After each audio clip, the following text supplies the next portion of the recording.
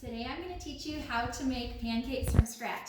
It's a great thing to make because you most likely have these things in your kitchen already, and it's a great way to save money by making it from scratch instead of buying a mix.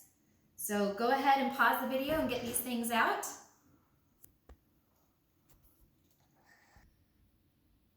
The first thing we're going to do is measure our dry ingredients. So we're going to start with a cup of flour. Before you touch the ingredients, make sure you wash your hands, and then don't touch your face or your brother, even if he started it. So first we're going to put 1 cup of flour. So the important thing is when you're measuring flour is to either get a spoon or a scoop like this one and pour it into the cup. Make sure you do it over the bag so you don't make a huge mess. And then either using a knife or the side of a scoop, you're going to level it one time, and then you're going to dump it in. So there's the flour. The next thing we're going to do is put in the sugar. We're going to put in 1 tablespoon of sugar. Anytime there's a capital T like that in a recipe, that means that it's a tablespoon, the big one, not a teaspoon, the little one. This one is okay if you don't scoop and level because the sugar doesn't compact quite as much as the flour does, but you can still scoop and level just in case. Then we're going to go on to 2 teaspoons of baking powder.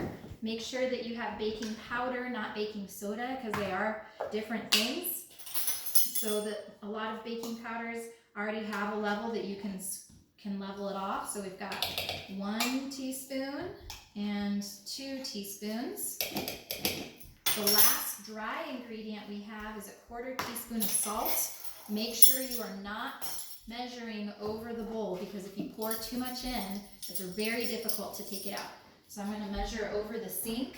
A little bit goes in there, it's okay. Level it again. And then we're going to pour it in. So we whisk our dry ingredients together in 1 container, and then we put our wet ingredients in a different type of measuring container. This kind is for wet ingredients because you can pour all the way up to the line. If I were trying to fill this one up to the line, it might overflow. It'd be very difficult to move without spilling it. So we're going to use a wet or liquid measuring cup. So there's 1 cup of milk.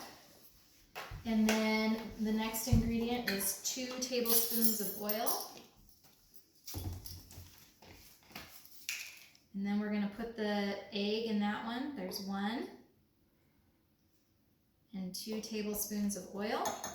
And then we're going to mix the egg into our wet ingredients. Now there's different people have different ways of cracking the egg.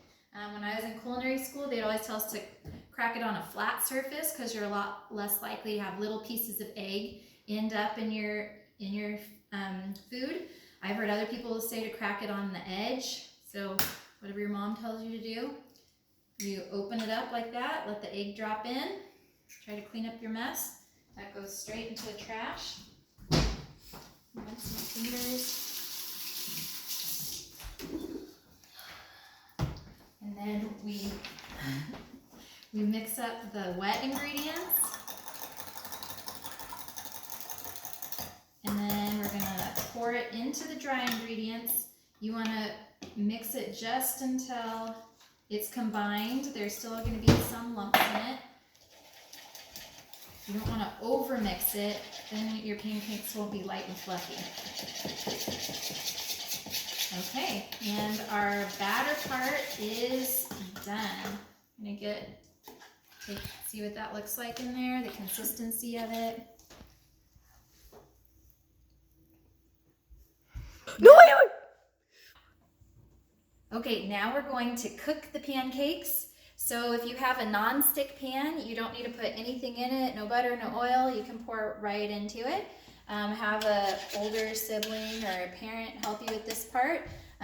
Alternately, you can pour the batter into a squeeze bottle, and younger kids can even squeeze the batter in. Right now, we're just going to pour it. So I'm just going to do 1 pancake at a time so that they don't run into each other.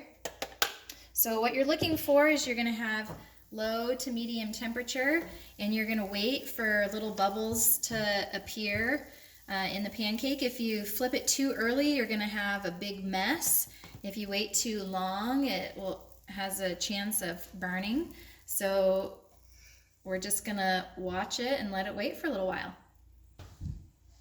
As you can see, some of the big bubbles are coming to the surface now, so we're gonna take a peek. This first one's always the hardest one. We're gonna see what it looks like on the other side. Looks good. Flip it on over, and then let it cook for another 10 or 20 seconds, and we'll take it up and you're all done.